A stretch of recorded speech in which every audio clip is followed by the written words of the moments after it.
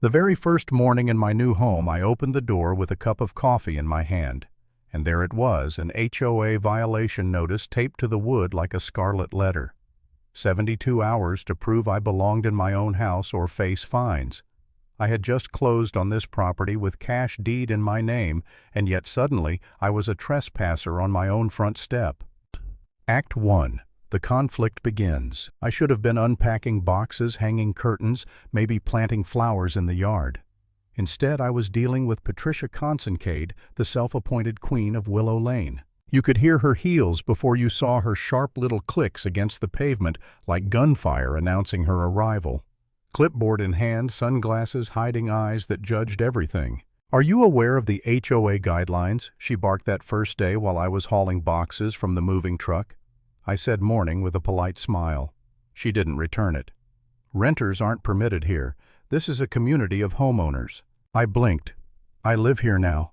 She narrowed her eyes. "Moved in? As in renting?" I shook my head, trying to stay calm. "I live here. That's all you need to know." But no, Patricia wasn't satisfied. She stepped closer, heels stabbing the sidewalk. "I'm the president of the HOA. It's my responsibility to protect this neighborhood. You'll need to show documentation." Neighbors peeked through blinds. A man froze mid-watering his lawn. Patricia loved the performance. Me, I hated it. I just wanted to move in without being interrogated like a criminal. The next morning, taped to my door. Notice of HOA violation. Demands to present proof of ownership, remove boxes from my porch, show paperwork, or face penalties. I stood there, coffee in one hand, notice in the other, wondering if I should laugh or scream. I had just wired thousands of dollars to buy this place, and here was a stranger telling me I didn't belong. When I looked up, she was already standing at the end of her driveway, arms crossed, smirk on her face, like she was daring me to break. That's how it started. A woman obsessed with power, and me, someone who thought she was buying peace, suddenly dragged into war. Act 2. Escalation and doubt. By the third day, my porch looked like a bulletin board of harassment. 3 notices fluttered in the wind: trash can placement failure to register, and the boldest one: immediate legal action. If I didn't show proof of residency, I finally snapped. I held up the stack across the lawn and shouted, "You want to talk? Let's talk." Patricia stormed over, clipboard tucked under her arm, neighbors gathering like it was free entertainment. "You're refusing to cooperate," she announced. "I'm refusing to be harassed," I shot back.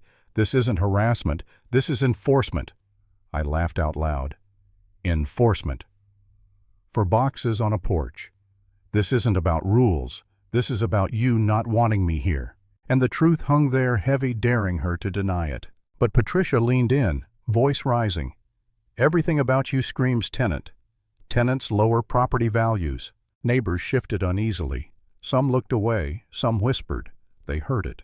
They heard the undertone in her words. I wanted to keep standing tall, but inside, I'll be honest, I was cracking. Every time I walked outside, eyes followed me. I hadn't come here to fight. I wanted quiet, not gossip and stares. One night, carrying groceries inside, I stopped at the doorway and thought, maybe I should sell. Maybe she's right. Maybe this isn't my neighborhood. That was the lowest point. I questioned myself. Why fight a whole system? Why let this one woman ruin me? But then, a neighbor named Denise whispered at my gate. "Not everyone agrees with her. Some of us are glad you bought the place. It looks better than it has in years. Just be patient." And that tiny kindness lit something in me. Maybe I wasn't alone. Maybe I wasn't crazy. Then came the twist. Patricia, digging through county surveys, discovered a boundary shift. She came storming into my yard, waving papers like weapons. "According to this part of this yard isn't yours. It's mine." I took the documents, flipped through, and calmly said, "Yeah, I know. That strip belongs to me. It was corrected during closing. My deed reflects it." Her face drained of color. Neighbors gasped. Howard, one of her loyalists, finally spoke up. "If the county says it's hers, then it's hers. That's the law." That was the moment I realized the tide was turning. Patricia wasn't just targeting me, she was exposing herself to everyone. Act 3. The showdown. Patricia wasn't done. She called an emergency HOA meeting, plastered flyers in mailboxes, demanded mandatory attendance like she was summoning her subjects. That night, the community center was packed. Folding chairs, scraped whispers floated, and tension filled the air. Patricia strutted to the podium, blazer-sharp clipboard gleaming under fluorescent lights.